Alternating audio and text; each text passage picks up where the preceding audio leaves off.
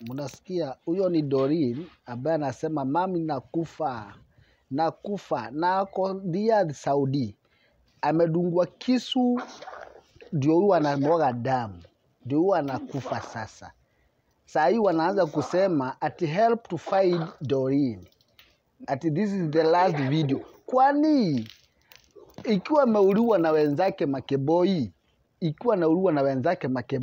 my question is, wanasema ati wajue vile ako wapi? Kwani si ndio watu wamemuua alafu wamemtupa? Wenyewe ndio wamemuua alafu wamemtupa. Kwa sababu hiyo ni kisu amedungwa, ni kwako. Amedungwa kisu hapa kwako. Kwa hivyo hawezi akaweza kupiga nduru. Na that's why mnasikia anajaribu kusema mami nakufa, sauti inatoka, anapojaribu kuongea damu inamwagika kumwagika. So mimi ni kitu nimeishi kuongea, hata nilipokuwa Qatar nimeishi kuongea. Naambia watu tafadhali muache kukemboi na hamusikiagi. Hii ndio matokeo. Huyo ni Mkenya ambaye anamwaga damu namna hii.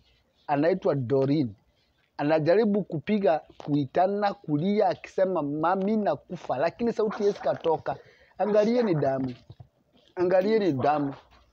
Hata kama mnasemaga mimi Kendi ambao sijui ninafanyaga nini, nitaishi kufichua hii mambo, sitawahi nyamazia. Huyu ni Mkenya ambaye amekufa sasa, hajulikani kwenye yako, na wanaandika hapa ati help. Kwanza mwenye alirekodi video sidie tu anarudi kupost. Na unajua mkesa kumbuka story kama ilikuwa ya demo ambaye alikuwa anaitwa Faith ama alikuwa anaitwa Flora ambaye dungwa visu 10 na kitu. Akakufa, alafu baada ya miezi 2 wakaanza kupost wakisema ati Flora aliuliwa na Waiguru na walikuwa wamemdunga. Uzuri mimi nilikuwa nimeweka video. So guys, tafadhali mkae mkijichunga, nyinyi ambao mko kwa hizo nyumba za Makemboi. Ikiwa wewe sio wa tabia mbaya, ujichunge sana usijipate katika hii situation. Na that's why mimi nasemaga hakuna siku nitawahi support Kemboi anymore, kwa sababu hii ndio mambo ambayo huwa inajitokeza, mambo ya vifo, ya kuuana ofyo. Na unaweza ukapata wameuania mwanamke, unaweza pata wameuania mwanaume. Sana huwa wanauania wanaume.